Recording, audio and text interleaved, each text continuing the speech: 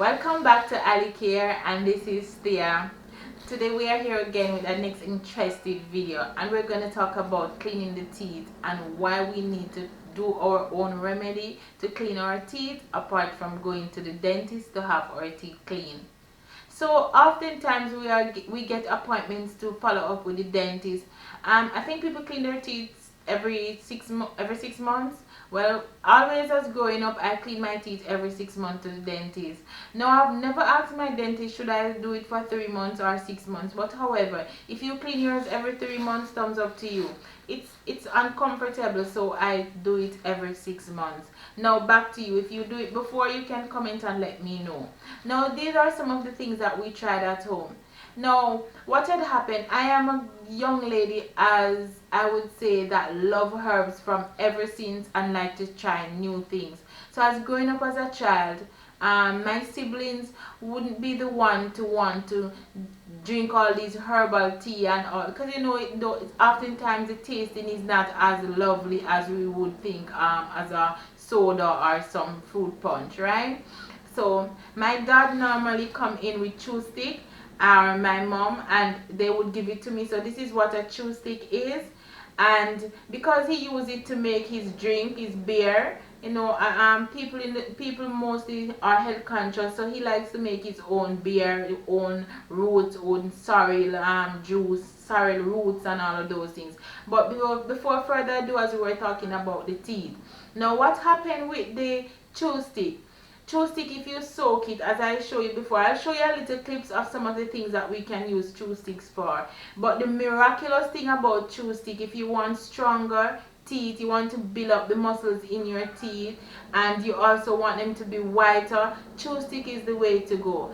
But when you buy chew stick and you look on it, it's kind of feel tough, so you have to chew it. But remember, if the chew stick is too dry, it's hard to get everything out of it. So it's supposed to be at least half dry and half green. You get a better substance out of it. Now while chewing the chew stick, so you chew on it. So instead of you have I see enough people chew on things.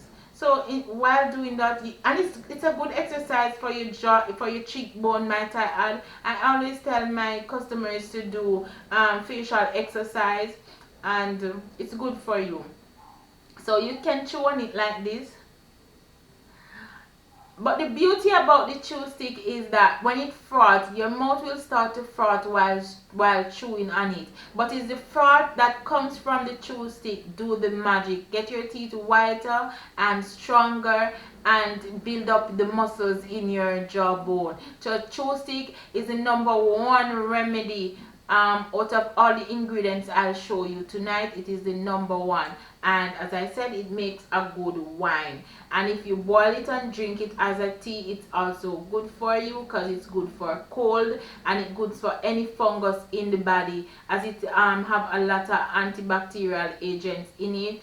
And if you suffer from eczema, if you suffer from liver spot, and if you suffer from hair scratching you all the time and athlete foot, and if you have smelly arm, you know, all those odor and everything, chew stick is the way to go. You boil it and drink it as a tea. Now it's not as bitter, but it have a little bitterish taste. So while chewing the chew stick, you will get used to the bitterness. You ever hear something that is bitter but yet tastes nice?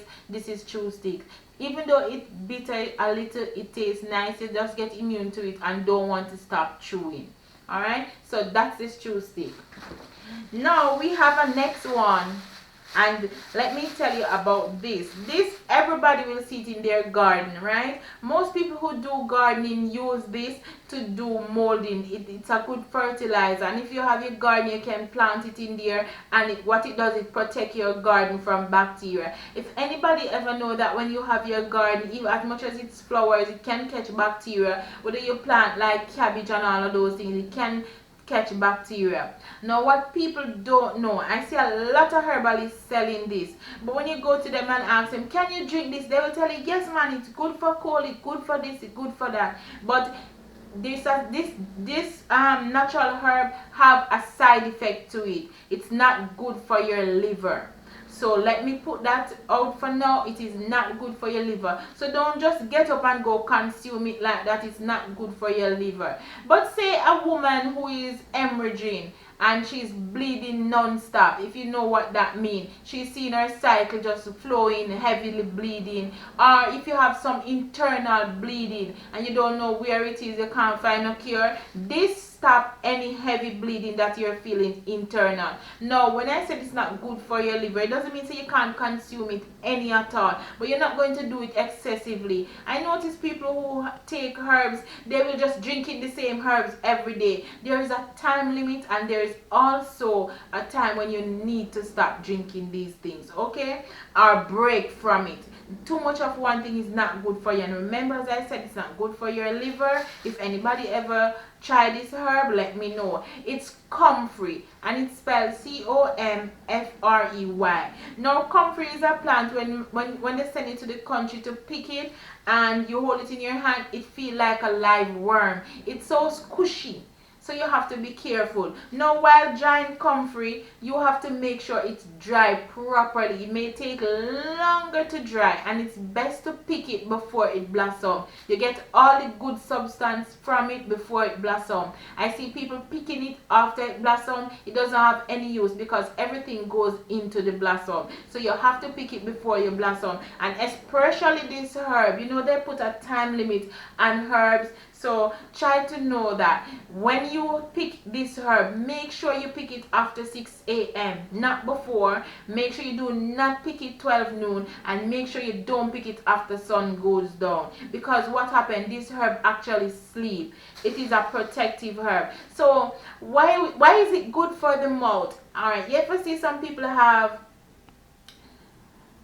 night fever, we will call it herpes. So a lot of people have herpes, but they don't know. I think everybody have herpes, but it's how it affects you. That's what I was told growing up, that everybody have herpes, but it doesn't affect the body. But when it starts affecting, it can be transferred sexually by salivas and kissing and sexual transmitted, right? So let's not talk about all of that now. Let's talk about what it does for the mouth. So if you wake up and you have night fever, your mouth sore up and everything, or you just have really bad breath when you're talking, you see froth right here. You have some people when they're talking and they smile, you see a lot of slime coming from their mouth. They can't help it. It's like their mouth just naturally bring those froth. This is good for it. Just squeeze it, make sure it's half dry or fully dry. Squeeze it, you get a juice from it, or just take the plant itself. This is it.